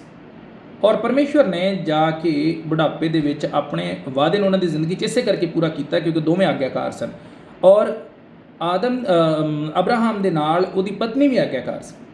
ਹੁਣ ਫਰਜ਼ ਕਰੋ ਜੇ ਸਹਿਮਤੀ ਨਾ ਹੁੰਦੀ। ਦੂਸਰੇ ਪਾਸੇ ਅਸੀਂ ਵੇਖਦੇ ਲੂਤ ਦਾ ਪਰਿਵਾਰ, ਲੂਤ ਬਾਰੇ ਵੀ ਅਸੀਂ ਲੂਤ ਦੀ ਪਤਨੀ ਬਾਰੇ ਵੀ ਵੇਖਾਂਗੇ ਥੋੜ੍ਹਾ ਜਿਹਾ। ਅਤੇ ਜਦੋਂ ਉਸ ਪਰਿਵਾਰ ਨੂੰ ਵੇਖਦੇ ਔਰ ਇਸ ਪਰਿਵਾਰ ਨੂੰ ਵੇਖਦੇ ਤਾਂ ਜ਼ਮੀਨ ਅਸਮਾਨ ਦਾ ਫਰਕ ਹੈ। ਉਸ ਪਰਿਵਾਰ ਦੇ ਵਿੱਚ ਸਹਿਮਤੀ ਨਹੀਂ ਹੈ, ਬੱਚੇ ਵਿਗੜੇ ਹੋਏ ਨੇ। ਲੂਤ ਦੇ ਪਰਿਵਾਰ 'ਚ ਬੱਚੇ ਵਿਗੜੇ ਹੋਏ ਨੇ ਔਰ ਪਤਨੀ ਸਹਿਮਤ ਨਹੀਂ ਹੈ, ਅਧੀਨ ਨਹੀਂ ਹੈ ਪਤੀ ਦੇ, ਔਰ ਲੂਤ ਦੀ ਆਪਣੀ ਜ਼ਿੰਦਗੀ ਹੈ। ਔਰ ਕੀ ਹੈ ਜਦੋਂ ਅਸੀਂ ਪੜ੍ਹਦੇ ਹਾਂ ਉਸ ਪਰਿਵਾਰ ਦੀ ਹਾਲਤ ਪੜ੍ਹਦੇ ਹਾਂ ਅਤੇ ਜਦੋਂ ਪਰਮੇਸ਼ਵਰ ਦੇ ਦੂਤ ਆਏ ਤਾਂ ਲੂਤ ਕਿੱਥੇ ਬੈਠਾ ਸੀ? ਅਸੀਂ ਪੜ੍ਹਦੇ ਲੂਤ ਬਾਹਰ ਲੋਕਾਂ ਦੇ ਵਿੱਚ ਬੈਠਾ ਸੀ, ਜਿਹੜੇ ਸਮਾਜ ਦੇ ਸਦੋਮ ਔਰ ਅਮੋਰਾ ਸਭ ਤੋਂ ਗੰਦਾ ਸ਼ਹਿਰ ਗਿਣਿਆ ਜਾਂਦਾ ਸੀ ਉਸ ਸਮੇਂ। ਲੋਕਾਂ ਦੀ ਜ਼ਿੰਦਗੀ ਬੜੀ ਖਰਾਬ ਸੀ ਅਤੇ ਲੂਤ ਕਿੱਥੇ ਬੈਠਾ ਸੀ? ਉਹਨਾਂ ਲੋਕਾਂ ਦੇ ਨਾਲ ਬੈਠਾ ਹੋਇਆ ਸੀ ਜਦੋਂ ਪਰਮੇਸ਼ਵਰ ਦੇ ਦੂਤ ਆਏ। ਸੋ ਉਹ ਤੋਂ ਕੀ ਦਿਖਾਉਂਦਾ ਕਿ ਉਹਦੀ ਸੰਗਤੀ ਗੰਦੇ ਲੋਕਾਂ ਦੇ ਨਾਲ ਸੀ ਔਰ ਉਹਦਾ ਅਸਰ ਉਸ ਚੀਜ਼ ਦਾ ਉਹਦੇ ਪਰਿਵਾਰ 'ਤੇ ਵੀ ਸੀ, ਉਹਦੇ ਬੱਚਿਆਂ 'ਤੇ ਵੀ ਸੀ। ਸੋ ਉਹ ਪਰਿਵਾਰ ਔਰ ਦੂਜੇ ਪਾਸੇ ਅਬਰਾਹਮ ਦਾ ਪਰਿਵਾਰ, ਕੀ ਫਰਕ ਹੈ ਔਰ ਨਤੀਜਾ ਕੀ ਹੋਇਆ? ਅਬਰਾਹਮ ਦੇ ਪਰਿਵਾਰ ਵਿੱਚ ਸਾਰਾ ਜਿਹੜੀ ਆਗਿਆਕਾਰ ਹੈ, ਅਧੀਨ ਆਪਣੇ ਪਤੀ ਦੇ ਸਹਿਮਤੀ ਨਾਲ ਚੱਲਦੀ ਹੈ ਔਰ ਹੈ ਨਾ ਆਪਣੇ ਪਤੀ ਦਾ ਸਾਥ ਦਿੰਦੀ, ਉਹਨੂੰ ਸੰਪੂਰਨ ਕਰਦੀ। ਅਤੇ ਦੂਜੇ ਪਾਸੇ ਲੂਤ ਦਾ ਪਰਿਵਾਰ ਅਸੀਂ ਵੇਖਦੇ, ਉਸ ਪਰਿਵਾਰ ਦੇ ਵਿੱਚ ਸਭ ਕੁਝ ਵਿਗੜਿਆ ਹੈ। ਅਤੇ ਫਿਰ ਜਦੋਂ ਦੋਵਾਂ ਪਰਿਵਾਰਾਂ ਦਾ ਨਤੀਜਾ ਦੇਖਦੇ ਹਾਂ ਅਖੀਰ 'ਤੇ ਕੀ ਨਿਕਲਦਾ? ਉਹ ਪਰਿਵਾਰ ਨਾਸ ਹੋ ਗਿਆ ਔਰ ਇਹ ਪਰਿਵਾਰ ਪਰਮੇਸ਼ਵਰ ਦੀ ਬਰਕਤ ਪਾਈ ਇਸ ਪਰਿਵਾਰ ਨੇ, ਅਬਰਾਹਮ ਔਰ ਸਾਰਾ ਨੇ। ਔਰ ਅੱਗੇ ਜਾ ਕੇ ਪਰਮੇਸ਼ਵਰ ਨੇ ਇਹਨਾਂ ਨਾਲ ਵਾਅਦਾ ਕੀਤਾ ਤੁਹਾਡੇ ਅੰਸ਼ ਨੂੰ ਮੈਂ ਵਧਾਵਾਂਗਾ, ਪੀੜ੍ਹੀਆਂ ਤੱਕ ਉਹ ਬਰਕਤ ਰਹੀ। ਸੋ ਕਿੱਥੋਂ ਸ਼ੁਰੂਆਤ ਹੋਈ ਹੈ ਨਾ? ਔਰਤ ਜਿਹੜੀ ਸੀ ਉਹ ਅਧੀਨ ਸੀ ਆਪਣੇ ਪਤੀ ਦੇ ਔਰ ਪਤੀ ਵੀ ਪਰਮੇਸ਼ਵਰ ਦੇ ਅਧੀਨ ਸੀ ਔਰ ਦੋਵੇਂ ਕੀ ਸੀ? ਆਗਿਆਕਾਰ ਸੀ, ਪਰਮੇਸ਼ਵਰ ਦੇ ਆਗਿਆਕਾਰ ਸੀ। ਆਪਸ ਦੇ ਵਿੱਚ ਉਹਨਾਂ ਦੀ ਸਹਿਮਤੀ ਸੀ। ਜਦੋਂ ਪਰਮੇਸ਼ਵਰ ਦੇ ਦੂਤ ਆਏ ਅਤੇ ਅਬਰਾਹਮ ਨੇ ਇੱਕ ਆਵਾਜ਼ ਦਿੱਤੀ ਕਿ ਸਾਰਾ ਫਟਾਫਟ ਮੈਦਾ ਗੁੰਨ ਹੈ ਨਾ। ਉਸ ਟਾਈਮ 'ਤੇ ਜਿਸ ਤਰ੍ਹਾਂ ਵੀ ਜੋ ਵੀ ਖਾਂਦੇ ਸੀ ਮੈਦਾ ਗੁੰਨ ਔਰ ਰੋਟੀ ਪਕਾ, ਔਰ ਅਬਰਾਹਮ ਫਟਾਫਟ ਭੱਜਾ ਔਰ ਜਾ ਕੇ ਸਬਜ਼ੀ ਦਾ ਉਹਨੇ ਪ੍ਰਬੰਧ ਕੀਤਾ। ਸੋ ਉਸ ਜਗ੍ਹਾ 'ਤੇ ਅਸੀਂ ਪੜ੍ਹਦੇ ਹਾਂ ਕਿ ਸਾਰਾ ਨੇ ਕੋਈ ਗੱਲ ਨਹੀਂ ਪੁੱਛੀ ਕੌਣ ਆਇਆ, ਕਿੰਨੇ ਜਾਣੇ ਨੇ, ਕੋਈ ਗੱਲ ਨਹੀਂ ਹੋਈ, ਚੁੱਪ ਕਰਕੇ ਗਈ ਔਰ ਉਹਨੇ ਕੀ ਹੈ? ਖਾਣਾ ਤਿਆਰ ਕੀਤਾ। ਸੋ ਅਧੀਨਤਾ ਹੀ ਇਸ ਗੱਲ ਤੋਂ ਸਾਨੂੰ ਕੀ ਹੈ? ਪਤਾ ਲੱਗਦੀ। ਸੋ ਉਹ ਅਧੀਨਤਾ ਹੀ ਔਰ ਆਗਿਆਕਾਰੀ ਜਦੋਂ ਸਾਡੀ ਜ਼ਿੰਦਗੀ 'ਚ ਹੈ ਤਾਂ ਉਹਦੀ ਬਰਕਤ ਸਾਡੇ ਪਰਿਵਾਰ ਨੂੰ ਮਿਲੇਗੀ। ਜੇ ਤੁਸੀਂ ਆਪਣੇ ਪਰਿਵਾਰ 'ਚ ਆਪਣੇ ਪਤੀ ਦੀ ਅਧੀਨਤਾ 'ਚ ਉਹਦੀ ਆਗਿਆਕਾਰੀ 'ਚ ਚੱਲਦੇ ਜੇ ਅਤੇ ਉਹਦੀ ਬਰਕਤ ਤੁਹਾਨੂੰ ਮਿਲੇਗੀ, ਤੁਹਾਡੇ ਪਤੀ ਨੂੰ ਮਿਲੇਗੀ, ਤੁਹਾਡੇ ਬੱਚਿਆਂ ਨੂੰ ਮਿਲੇਗੀ ਔਰ ਪੀੜ੍ਹੀਆਂ ਤੱਕ ਉਹ ਬਰਕਤ ਰਹੇਗੀ। ਜਦੋਂ ਅਸੀਂ ਪਰਮੇਸ਼ਵਰ ਦੇ ਡਰ ਭਾਵ 'ਚ ਚੱਲਦੇ ਤਾਂ ਉਹਦੀ ਬਰਕਤ ਸਾਡੀਆਂ ਪੀੜ੍ਹੀਆਂ ਤੱਕ ਬਣੀ ਰਹਿੰਦੀ। ਸੋ ਅਬਰਾਹਮ ਔਰ ਸਾਰਾ ਦੀ ਜ਼ਿੰਦਗੀ 'ਚ ਸਾਨੂੰ ਇਹ ਵੇਖਣ ਨੂੰ ਮਿਲਦਾ। ਸੋ ਸਾਰਾ ਦੀ ਜੇ ਗੱਲ ਕਰੀਏ ਤਾਂ ਉਹ ਆਗਿਆਕਾਰੀ ਦੀ ਮਿਸਾਲ ਹੈ ਨਾ, ਅਧੀਨਤਾਈ ਦੀ ਮਿਸਾਲ ਹੈ। ਔਰ ਤੀਸਰੀ ਜਿਹੜੀ ਗੱਲ ਅਸੀਂ ਕਰ ਰਹੇ ਸੀ ਲੂਤ ਦੀ ਪਤਨੀ ਬਾਰੇ ਹੈ ਨਾ। ਲੂਤ ਦੀ ਪਤਨੀ ਤੋਂ ਸਾਨੂੰ ਕੀ ਸਿੱਖਿਆ ਮਿਲਦੀ ਕਿ ਉਹ ਅਣਆਗਿਆਕਾਰ ਸੀ। ਦੋਵਾਂ ਪਰਿਵਾਰਾਂ ਦੇ ਵਿੱਚ ਅਸੀਂ ਵੇਖਦੇ ਹਾਂ ਅਬਰਾਹਮ ਔਰ ਸਾਰਾ ਦਾ ਪਰਿਵਾਰ ਔਰ ਲੂਤ ਔਰ ਉਹਦੀ ਪਤਨੀ ਦਾ ਪਰਿਵਾਰ। ਇੱਥੋਂ ਤੱਕ ਕਿ ਬਾਈਬਲ 'ਚ ਲੂਤ ਦੀ ਪਤਨੀ ਦਾ ਨਾਂ ਤੱਕ ਨਹੀਂ ਦੱਸਿਆ ਗਿਆ। ਔਰ ਜਦੋਂ ਅਸੀਂ ਵੇਖਦੇ ਹਾਂ ਕਿਉਂ ਨਹੀਂ ਦੱਸਿਆ ਗਿਆ? ਕਿਉਂਕਿ ਉਹਦੀ ਜ਼ਿੰਦਗੀ 'ਚ ਐਸਾ ਕੁਝ ਹੈ ਹੀ ਨਹੀਂ ਸੀ ਕਿ ਉਹਦਾ ਨਾਂ ਦੱਸਿਆ ਜਾਏ। ਉਹਦਾ ਨਾਂ ਦੱਸਿਆ ਜਾਏ, ਉਹਦੇ ਨਾਂ ਦਾ ਉਲੇਖ ਕੀਤਾ ਜਾਏ, ਐਸੀ ਉਹਦੀ ਜ਼ਿੰਦਗੀ 'ਚ ਕੋਈ ਚੰਗੀ ਗੱਲ ਹੈ ਹੀ ਨਹੀਂ, ਪਰਮੇਸ਼ਰ ਨੂੰ ਲੱਗੀ ਨਹੀਂ, ਕਿਉਂਕਿ ਪਰਿਵਾਰ ਦੀ ਬੁਰੀ ਹਾਲਤ ਹੈ। ਔਰ ਅੱਗੇ ਜਾ ਕੇ ਜਦੋਂ ਤੁਸੀਂ ਵੇਖਦੇ ਹਾਂ ਅਤੇ ਉਹ ਪਰਿਵਾਰ ਜਦੋਂ ਬੇਟੀਆਂ ਵੀ ਵਿਗੜੀਆਂ ਹੋਈਆਂ ਸੀ ਔਰ ਅੱਗੇ ਜਾ ਕੇ ਜਦੋਂ ਉਹਨਾਂ ਦੇ ਜਦੋਂ ਲੂਤ ਦੀ ਪਤਨੀ ਮਾਰੀ ਗਈ ਔਰ ਲੂਤ ਦਾ ਪਰਿਵਾਰ ਕੀ ਹੈ? ਬੇਟੀਆਂ ਗਲਤ ਪਾਸੇ ਤੁਰ ਪਈਆਂ ਔਰ ਜਿਹੜੀ ਅੱਗੇ ਪੀੜ੍ਹੀ ਉਹਨਾਂ ਦੀ ਹੋਈ, ਸੰਤਾਨ ਹੋਈ, ਉਹ ਸਾਰੀ ਸਰਾਪੀ ਹੋਈ। ਇੱਕ ਤਰ੍ਹਾਂ ਸੰਤਾਨ ਪਰਮੇਸ਼ਵਰ ਨੇ ਉਹਨਾਂ ਨੂੰ ਰੱਦ ਦਿੱਤਾ।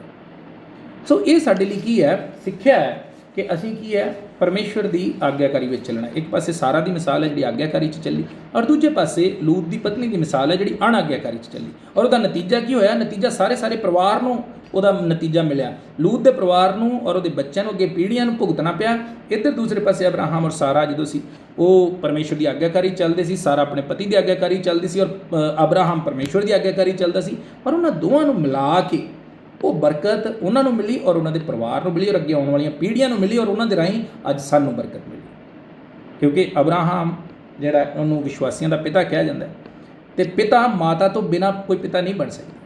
ਸੋ ਜੇ ਸਾਰਾ ਸੀ ਅਤੇ ਤਾਂ ਹੀ ਕੀ ਹੈ ਅੱਗੇ ਇਜ਼ਹਾਕ ਪੈਦਾ ਹੋਇਆ ਔਰ ਇਸਹਾਕ ਤੋਂ ਅੱਗੇ ਯਾਕੂਬ ਔਰ ਇਸ ਤਰ੍ਹਾਂ ਪੀੜ੍ਹੀਆਂ ਪੈਦਾ ਹੋਈਆਂ ਔਰ ਉਸ ਤੋਂ ਬਾਅਦ ਅਸੀਂ ਜਾ ਕੇ ਕੀ ਆ ਵਿਸ਼ਵਾਸੀ ਜਿਹੜੇ ਅਸੀਂ ਅਬਰਾਹਮ ਦੀ ਸੰਤਾਨ ਕਹਾਉਂਦੇ। ਸੋ ਕਿੰਨੀ ਵੱਡੀ ਬਰਕਤ ਜੇ ਸੋਚੀ ਇਸ ਗੱਲ ਦੀ, ਕਾਹਦੇ ਕਰਕੇ ਮਿਲੀ? ਕਿਉਂਕਿ ਸਾਰਾ ਆਪਣੇ ਪਤੀ ਦੇ ਅਧੀਨ ਸੀ ਔਰ ਉਹਦਾ ਪਤੀ ਪਰਮੇਸ਼ਵਰ ਦੇ ਅਧੀਨ ਸੀ। ਸੋ ਬਿਨਾਂ ਸ਼ੱਕ ਸਾਡਾ ਵਿਸ਼ਾ ਭੈਣਾਂ ਲਈ ਹੈ, ਪਰ ਇਹ ਸਾਡੀ ਸਿੱਖਿਆ ਕਿ ਪਰਿਵਾਰ ਦੇ ਰੂਪ 'ਚ ਪਰਮੇਸ਼ਵਰ ਤੋਂ ਬਰਕਤ ਕਿਸ ਤਰ੍ਹਾਂ ਪਾਉਣੀ। ਹੁਣ ਜੇ ਇੱਕ ਜਣਾ ਕਹੇਗਾ ਵੀ ਹਾਂ ਮੈਂ ਬੜੀ ਅਧੀਨਤਾ ਚੱਲਦਾ, ਦੂਜਾ ਅੱਧਾ ਪਚੱਧਾ ਜਾਂ ਨਾ ਚੱਲੇ, ਪਰਮੇਸ਼ਵਰ ਬਰਕਤ ਤਾਂ ਦੇਵੇਗਾ ਜੇ ਤੁਸੀਂ ਆਗਿਆਕਾਰ ਜੇ ਪਰਮੇਸ਼ਵਰ ਦੇ ਉਹਦੀ ਗੱਲ ਸੁਣਦੇ ਜੇ, ਜਾਂ ਭੈਣ ਜਾਂ ਭਾਈ ਜੋ ਵੀ ਹੈ ਨਾ ਪਰਿਵਾਰ ਦੇ ਵਿੱਚ, ਤੇ ਪਰਮੇਸ਼ਵਰ ਦੀ ਬਰਕਤ ਤਾਂ ਦੇਵੇਗਾ। ਪਰ ਜੇ ਦੋਵੇਂ ਮਿਲ ਕੇ ਚੱਲੋਗੇ ਤਾਂ ਬਰਕਤ ਦੁੱਗਣੀ ਵੱਧ ਜਾਏਗੀ, ਉਹਦੀ ਬਰਕਤ ਤੁਹਾਡੀਆਂ ਪੀੜ੍ਹੀਆਂ ਤੱਕ ਪਰਮੇਸ਼ਵਰ ਵਧਾ ਛੱਡੇਗਾ। ਸੋ ਅਬਰਾਹਮ ਦੀ ਔਰ ਲੂਤ ਦੀ ਪਤਨੀ ਤੋਂ ਸਾਨੂੰ ਦੋਵਾਂ ਫਰਕ ਗੱਲਾਂ ਪਤਾ ਲੱਗਦੀਆਂ ਨੇ। ਔਰ ਲੂਤ ਦੀ ਪਤਨੀ ਬਾਰੇ ਤੁਸੀਂ ਪੜ੍ਹ ਸਕਦੇ ਜੋ ਉਤਪਤ 18 ਅਧਿਆਏ ਔਰ 19 ਅਧਿਆਏ ਦੇ ਵਿੱਚ ਉਹ ਸਾਰੀ ਕਹਾਣੀ ਤੁਸੀਂ ਪੜ੍ਹ ਸਕਦੇ ਜੇ ਆਪਣੇ ਘਰ 'ਚ। ਤੀਸਰੀ ਜਿਹੜੀ ਚੌਥੀ ਔਰਤ ਹੈ ਉਹਦੇ ਬਾਰੇ ਅਸੀਂ ਪੜ੍ਹਦੇ ਹਾਂ ਰਿਬਕਾ ਦੇ ਬਾਰੇ, ਹੈ ਨਾ, ਇਸਹਾਕ ਦੀ ਪਤਨੀ ਰਿਬਕਾ, ਔਰ ਉਹਦੀ ਜ਼ਿੰਦਗੀ 'ਚੋਂ ਸਾਨੂੰ ਪ੍ਰਾਹੁਣਚਾਰੀ ਨਜ਼ਰ ਆਉਂਦੀ ਹੈ। ਅਧਿਆਏ 24 ਉਤਪਤ 24 ਅਧਿਆਏ ਦੇ ਵਿੱਚ ਤੁਸੀਂ ਰਿਬਕਾ ਬਾਰੇ ਪੜ੍ਹ ਸਕਦੇ ਜੇ। ਪਰਮੇਸ਼ਵਰ ਨੇ ਉਹਨੂੰ ਚੁਣਿਆ ਔਰ ਚੁਣਿਆ ਕਾਹਦੇ ਕਰਕੇ? ਉਹਦੀ ਜ਼ਿੰਦਗੀ 'ਚ ਹੈ ਨਾ ਇੱਕ ਖਾਸ ਗੁਣ ਸੀ, ਉਹ ਪ੍ਰਾਹੁਣਚਾਰ ਸੀ, ਆਦਰ ਮਾਣ ਕਰਨ ਵਾਲੀ ਸੀ ਦੂਜਿਆਂ ਦਾ। ਨਾ ਅੱਜ ਵੇਖਦੇ ਸਮਾਜ ਦੇ ਵਿੱਚ ਜਿਸ ਤਰ੍ਹਾਂ ਦੀ ਜ਼ਿੰਦਗੀ ਹੋ ਗਈ ਹੈ ਵੀ ਚਾਰ ਜੀ ਸਾਡੇ ਘਰ 'ਚ ਆ ਜਾਂਦੇ ਸਾਨੂੰ ਮੁਸ਼ਕਲ ਲੱਗਦੀ, ਬੜੀ ਹੈ ਨਾ, ਰੋਟੀ ਬਣਾਉਣੀ ਪੈ ਜੇ ਤਾਂ ਮੁਸ਼ਕਲ ਲੱਗਦੀ। ਖਾਸ ਕਰਕੇ ਸ਼ਹਿਰਾਂ ਦੇ ਵਿੱਚ ਤਾਂ ਬਹੁਤ ਬੁਰੇ ਹਾਲ ਹੈ। ਜੇ ਪਿੰਡਾਂ ਦੀਆਂ ਜਿਹੜੀਆਂ ਮੇਰੀਆਂ ਭੈਣਾਂ ਨੇ ਹੈ ਨਾ, ਉਹਨਾਂ ਨੂੰ ਤਾਂ ਖੁਸ਼ੀ ਹੁੰਦੀ ਹੈ, ਬਹੁਤ ਜ਼ਿਆਦਾ ਹੈ ਨਾ, ਖੁਸ਼ੀ ਕਰਦੀਆਂ ਨੇ, ਪਰ ਸ਼ਹਿਰਾਂ ਦੇ ਵਿੱਚ ਖਾਸ ਕਰਕੇ ਇਹ ਚੀਜ਼ ਹੈ। ਸੋ ਕਹਿਣ ਦਾ ਮਤਲਬ ਕੀ ਹੈ? ਇਹ ਪ੍ਰਾਹੁਣਚਾਰੀ ਦਾ ਗੁਣ ਵੀ ਨਵੇਂ ਨੇਮ 'ਚ ਵੀ ਅਸੀਂ ਪੜ੍ਹਦੇ ਹਾਂ। ਪਰਮੇਸ਼ਵਰ ਦਾਸ ਪੌਲੁਸ ਕਹਿੰਦਾ ਕਿ ਸਾਨੂੰ ਪ੍ਰਾਹੁਣਚਾਰ ਹੋਣਾ ਚਾਹੀਦਾ, ਆਏ ਗਏ ਦੀ ਆਦਰ ਮਾਣ ਕਰਨ ਵਾਲੇ ਹੋਣਾ ਚਾਹੀਦਾ, ਆਦਰ ਭਗਤ ਕਰਨ ਵਾਲੇ ਹੋਣਾ ਚਾਹੀਦਾ। ਔਰ ਕੀ ਲਿਖਿਆ ਉਸ ਜਗ੍ਹਾ 'ਤੇ ਕਿ ਕਈਆਂ ਨੇ ਅਣਜਾਣੇ ਵਿੱਚ ਜਿਨ੍ਹਾਂ ਦੀ ਆਦਰ ਭਾਵ ਕੀਤਾ, ਕੋਈ ਕਿਸੇ ਦੇ ਘਰ ਆਇਆ, ਮੈਂ ਉਦਾਹਰਨ ਦੇ ਕੇ ਦੱਸ ਰਿਹਾ, ਉਸ ਜਗ੍ਹਾ 'ਤੇ ਕੀ ਲਿਖਿਆ ਕਿ ਅਣਜਾਣੇ 'ਚ ਦੂਤਾਂ ਦਾ ਆਦਰ ਭਾਵ ਕਰ ਦਿੱਤਾ। ਕੋਈ ਅਣਜਾਣ ਜਿਸ ਤਰ੍ਹਾਂ ਕਿਸੇ ਦੇ ਘਰ ਆ ਜੇ ਅਤੇ ਤੁਸੀਂ ਜਾਣਦੇ ਨਹੀਂ ਉਹਨੂੰ, ਪਰ ਉਹਨੂੰ ਬਿਠਾਇਆ ਹੈ ਨਾ, ਉਹਨੂੰ ਪਿਆਰ ਵਿਖਾਇਆ, ਉਹਦੇ ਲਈ ਚਾਹ ਦਿੱਤੀ, ਪਾਣੀ ਦਿੱਤਾ, ਰੋਟੀ ਦਿੱਤੀ, ਅਤੇ ਫਿਰ ਉਹ ਚਲਾ ਗਿਆ। ਤੁਸੀਂ ਜਾਣਦੇ ਨਹੀਂ ਉਹਨੂੰ, ਇੱਕ ਅਣਜਾਣ ਵਿਅਕਤੀ। ਪਰ ਕੀ ਹੋਇਆ? ਪਰਮੇਸ਼ਰ ਦਾਸ ਪੌਲੁਸ ਕਹਿੰਦਾ ਹੈ ਕਿ ਜਦੋਂ ਤੁਸੀਂ ਇਸ ਤਰ੍ਹਾਂ ਕੀਤਾ ਤੇ ਅਣਜਾਣੇ 'ਚ ਤੁਹਾਨੂੰ ਨਹੀਂ ਸੀ ਪਤਾ, ਪਰ ਉਹ ਪਰਮੇਸ਼ਵਰ ਦਾ ਦੂਤ ਸੀ। ਸੋ ਪ੍ਰਾਹੁਣਚਾਰੀ ਕਿਉਂ ਜ਼ਰੂਰੀ ਹੈ? ਕਿਉਂਕਿ ਅਣਜਾਣੇ 'ਚ ਸਾਨੂੰ ਨਹੀਂ ਪਤਾ ਕੌਣ ਆਇਆ ਕੌਣ ਨਹੀਂ ਆਇਆ, ਪਰ ਜਿਹੜੇ ਸਾਡੇ ਜਾਣਨ ਵਾਲੇ ਜਦੋਂ ਸਾਡੇ ਘਰਾਂ 'ਚ ਆਉਂਦੇ ਨੇ ਉੱਥੇ ਵੀ ਸਾਨੂੰ ਪ੍ਰਾਹੁਣਚਾਰੀ ਦਿਖਾਉਣੀ ਚਾਹੀਦੀ ਆ। ਔਰ ਪਰਦੇਸੀਆਂ ਨਾਲ ਵੀ ਪ੍ਰਾਹੁਣਚਾਰੀ ਪਰਮੇਸ਼ਵਰ ਦਾ ਵਚਨ ਸਾਨੂੰ ਦੱਸਦਾ। ਸੋ ਰਿਬਕਾ ਦੀ ਜ਼ਿੰਦਗੀ ਦਾ ਖਾਸ ਗੁਣ ਕੀ ਸੀ? ਪਰ ਇਹਦੇ 'ਚ ਇਹ ਹੈ ਸਾਨੂੰ ਸਮਝਦਾਰੀ ਵੀ ਰੱਖਣੀ ਚਾਹੀਦੀ। ਦੇਖੇ, ਜਦੋਂ ਮੈਂ ਕਹਿੰਦਾ ਹਰੇਕ ਨਾਲ ਪ੍ਰਾਹੁਣਚਾਰੀ ਦਿਖਾਉਣੀ ਹੈ ਅਤੇ ਅੱਜ ਦੇ ਹਾਲਾਤ ਵੀ ਦਿਮਾਗ ਦੇ ਵਿੱਚ ਰੱਖਣੇ ਚਾਹੀਦੇ ਹੈ ਨਾ। ਪਰਮੇਸ਼ਵਰ ਨੇ ਅਕਲ ਵੀ ਇਸੇ ਕਰਕੇ ਦਿੱਤੀ ਹੈ।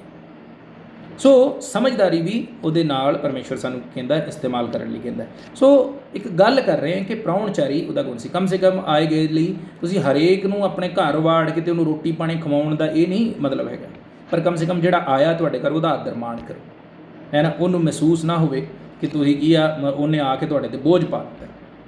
ਸੋ ਪਰਮੇਸ਼ਰ ਕੀ ਆ? ਪ੍ਰਾਹੁਣਚਾਰੀ ਇੱਕ ਵਿਸ਼ਵਾਸੀ ਦਾ ਗੁਣ ਹੈ ਜਿਹੜਾ ਪਰਮੇਸ਼ਰ ਚਾਹੁੰਦਾ ਉਹਦੀ ਜ਼ਿੰਦਗੀ 'ਚ ਹੋਣਾ ਚਾਹੀਦਾ। ਸੋ ਰਿਬਕਾ ਦੀ ਜ਼ਿੰਦਗੀ 'ਚੋਂ ਗੁਣ ਸੀ। 24 ਅਧਿਆਏ 'ਚ ਪੜ੍ਹਦੇ ਸੀ ਉਤਪਤ 24 ਅਧਿਆਏ 'ਚ ਕਿ ਉਹਦੀ ਜ਼ਿੰਦਗੀ 'ਚ ਪ੍ਰਾਹੁਣਚਾਰੀ ਗੁਣ ਸੀ, ਪਰਮੇਸ਼ਰ ਨੇ ਪਸੰਦ ਕੀਤਾ। ਔਰ ਫਿਰ ਅਸੀਂ ਪੜ੍ਹਦੇ ਮਿਰੀਅਮ ਬਾਰੇ ਜੋ ਪਰਮੇਸ਼ਰ ਦੀ ਆਰਾਧਕ ਸੀ, ਮੂਸਾ ਔਰ ਹਾਰੂਨ ਦੀ ਭੈਣ ਸੀ। ਸੋ ਉਹਨਾਂ ਬਾਰੇ ਅਸੀਂ ਪਿਛਲੇ ਹਫ਼ਤੇ ਵੇਖਿਆ ਸੀ, ਥੋੜ੍ਹਾ ਟਾਈਮ ਘੱਟ ਸੀ ਇਸ ਕਰਕੇ ਅਸੀਂ ਜ਼ਿਆਦਾ ਨਹੀਂ ਵੇਖ ਸਕੇ।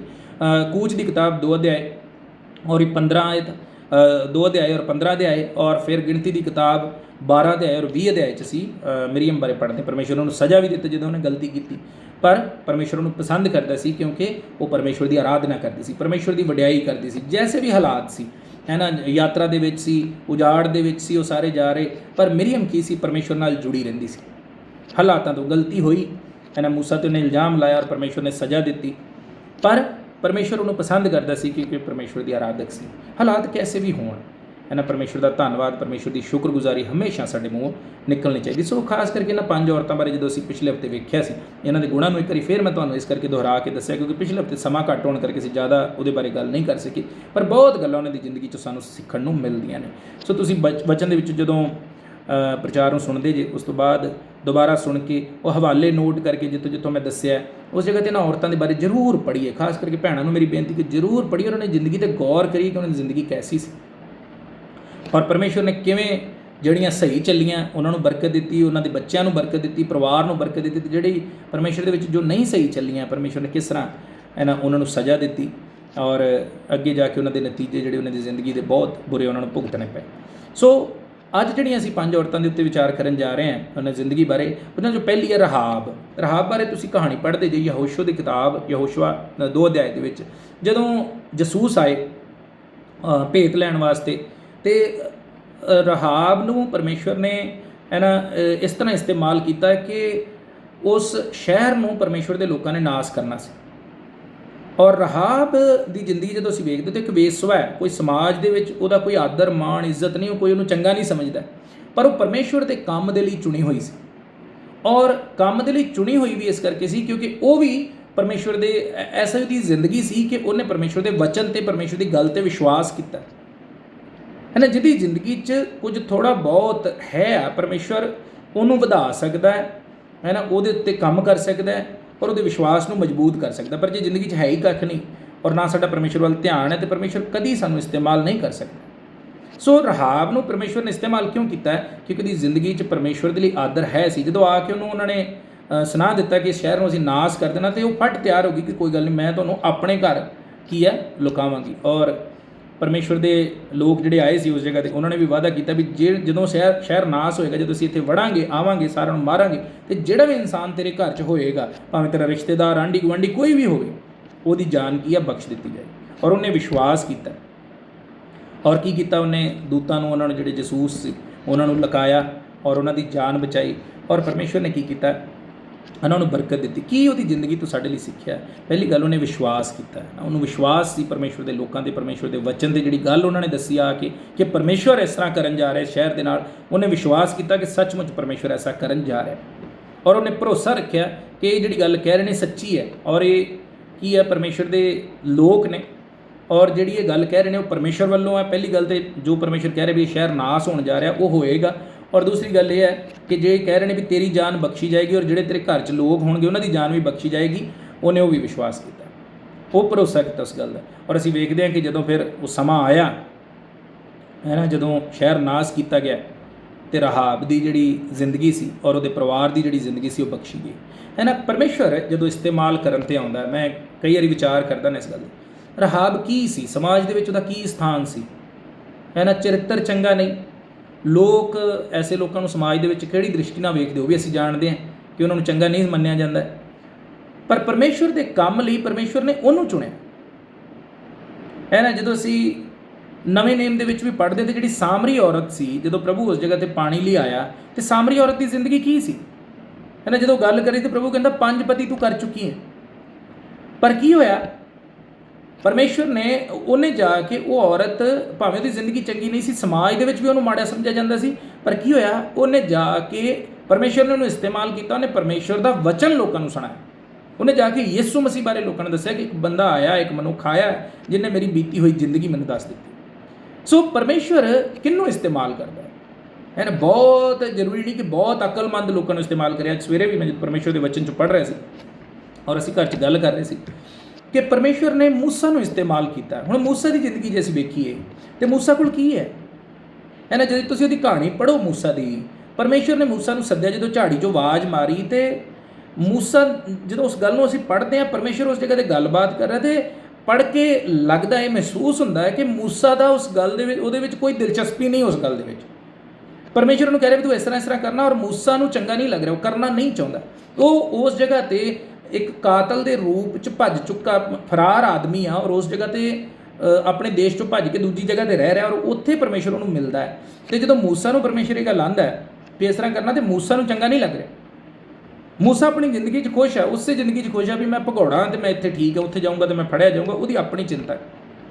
ਪਰ ਪਰਮੇਸ਼ਵਰ ਕੀ ਕਰਦਾ? ਮੂਸਾ, ਫਿਰ ਅਸੀਂ ਪੜ੍ਹਦੇ ਹਾਂ ਕਿ ਮੂਸਾ ਬਹਾਨੇ ਵੀ ਲਾਉਂਦਾ, ਪਰਮੇਸ਼ਵਰ ਮੇਰੇ ਕੋਲ ਚੰਗਾ ਬੋਲਿਆ ਨਹੀਂ ਜਾਂਦਾ, ਮੈਂ ਜੇ ਉੱਥੇ ਜਾਊਂਗਾ ਤਾਂ ਕੀ ਕਹੂੰਗਾ, ਮੈਨੂੰ ਕਿਹਨੇ ਭੇਜਿਆ, ਜੇ ਮੈਂ ਗਿਆ ਮੈਨੂੰ ਮਾਰ ਦੇਣਗੇ, ਮੈਂ ਉਹਨਾਂ ਨੂੰ ਦੱਸਾਂਗਾ ਕਿ ਮੈਂ ਕੀ ਕਹਾਂਗਾ ਅਤੇ ਨਿਸ਼ਾਨੀ ਕੀ ਹੋਏਗੀ। ਕਈ ਤਰ੍ਹਾਂ ਦੇ ਉਹਨੇ ਬਹਾਨੇ ਪਰਮੇਸ਼ਵਰ ਦੇ ਸਾਹਮਣੇ ਲਾਏ, ਔਰ ਉੱਥੇ ਅਸੀਂ ਪੜ੍ਹਦੇ ਪਰਮੇਸ਼ਵਰ ਗੁੱਸਾ ਵੀ ਹੋਇਆ, ਪਰ ਪਰਮੇਸ਼ਵਰ ਨੇ ਉਹਦੀ ਵਾਹ ਨਹੀਂ ਚੱਲਣ ਦਿੱਤੀ। ਪਰ ਮੂਸਾ ਦੀ ਜ਼ਿੰਦਗੀ 100 ਕਮਜ਼ੋਰੀ ਸੀ, ਇੱਕ ਭਗੌੜਾ ਆਦਮੀ, ਕਾਨੂੰਨ ਤੋਂ ਭੱਜਾ ਹੋਇਆ ਹੈ ਨਾ, ਜਿਹੜਾ ਕਾਤਲ ਆਦਮੀ।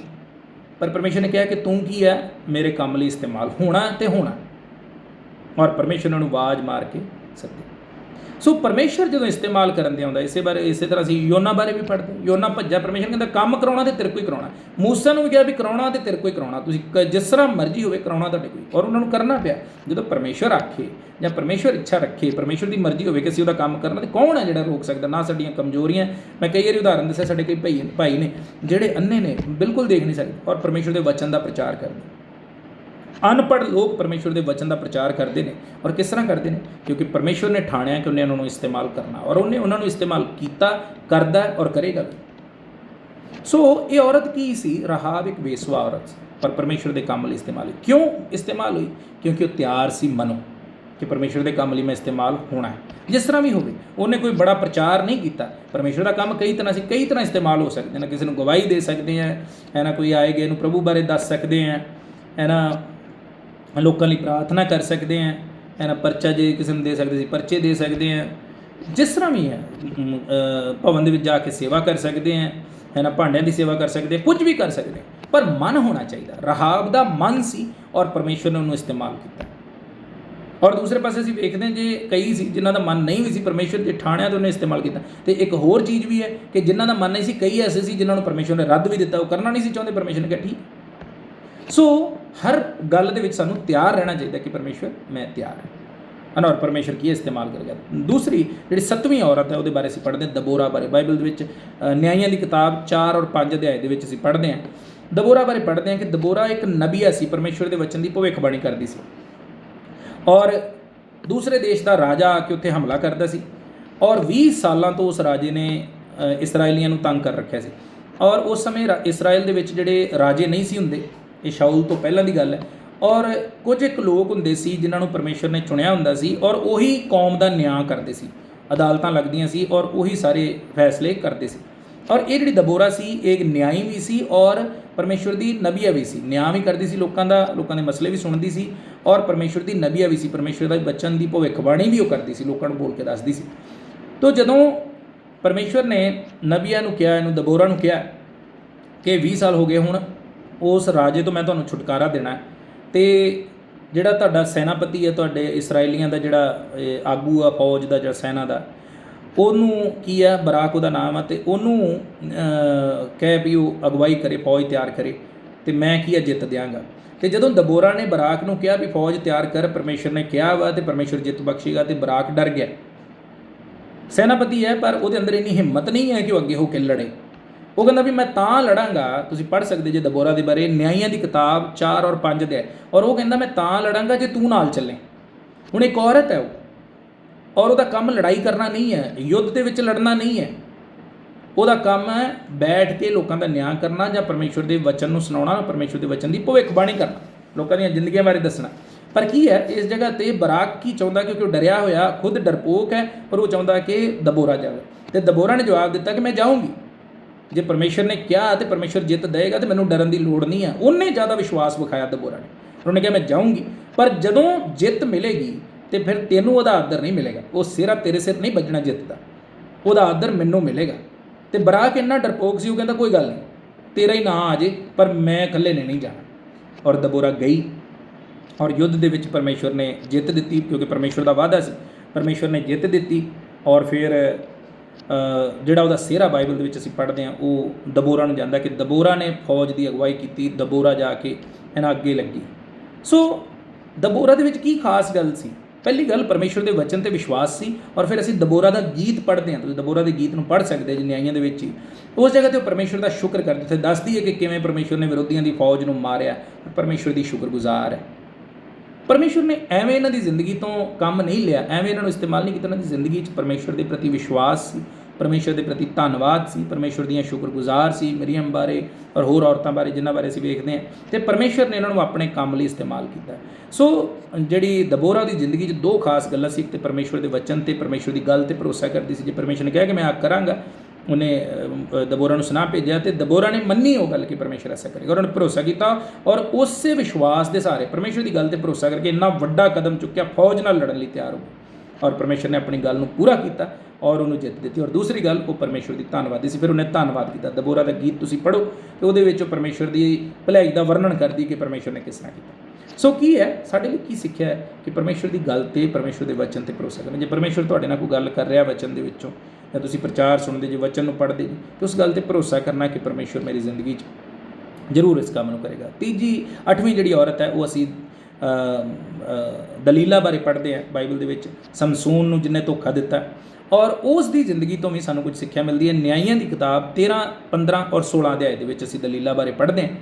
ਔਰ ਉਹ ਕੀ ਸੀ, ਥੋੜ੍ਹੇ ਜਿਹੇ ਪੈਸਿਆਂ ਦੇ ਲਾਲਚ 'ਚ ਉਹਨੇ ਸਮਸੂਨ ਦੇ ਨਾਲ ਧੋਖਾ ਕੀਤਾ, ਔਰ ਦੂਸਰਾ ਉਹ ਕੀ ਸੀ, ਇੱਕ ਤਾਂ ਲਾਲਚੀ ਸੀ ਔਰ ਦੂਸਰਾ ਉਹ ਧੋਖੇਬਾਜ਼ ਸੀ।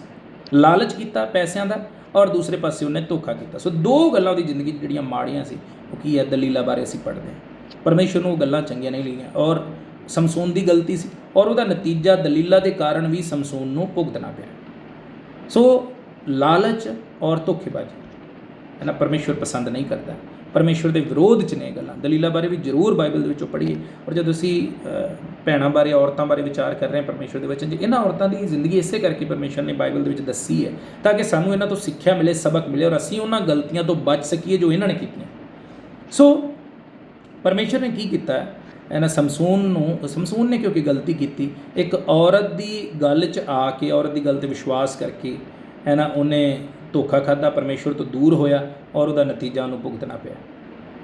ਔਰ ਦਲੀਲਾ ਦੀ ਜ਼ਿੰਦਗੀ 'ਚ ਇਹ ਸੀ ਕਿ ਦਲੀਲਾ ਨੇ ਆਪਣੀ ਸੁੰਦਰਤਾ ਦਾ ਗਲਤ ਇਸਤੇਮਾਲ ਕੀਤਾ, ਪੈਸੇ ਦਾ ਲਾਲਚ ਕਰਕੇ ਸਮਸੂਨ ਨਾਲ ਧੋਖਾ ਕੀਤਾ। ਸੋ ਧੋਖੇਬਾਜ਼ੀ ਔਰ ਲਾਲਚ, ਖਾਸ ਕਰਕੇ ਲਾਲਚ ਜਿਹੜਾ, ਉਹ ਸਾਡੀ ਜ਼ਿੰਦਗੀ 'ਚ ਨਹੀਂ ਹੋਣਾ ਚਾਹੀਦਾ।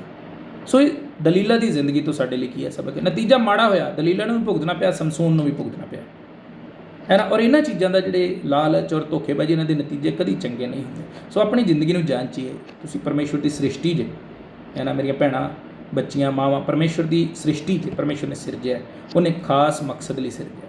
ਔਰ ਫਿਰ ਜਿਹੜੀ 9ਵੀਂ ਔਰਤ ਹੈ ਬਾਈਬਲ ਦੇ ਵਿੱਚ, ਉਹ ਅਸੀਂ ਵੇਖਦੇ ਰੂਤ ਬਾਰੇ। ਰੂਤ ਬਾਰੇ ਤੁਸੀਂ ਸਾਰੇ ਜਾਣਦੇ ਜੇ। ਰੂਤ ਦਾ ਵਿਸ਼ਵਾਸ ਔਰ ਉਹਦੀ ਜਿਹੜੀ ਸਖਤ ਮਿਹਨਤ ਕਰਦੀ ਸੀ, ਉਹ ਮਿਹਨਤੀ ਸੀ, ਉਹ ਉਹਦੀ ਜ਼ਿੰਦਗੀ ਦੀ ਖਾਸੀਅਤ ਹੈ।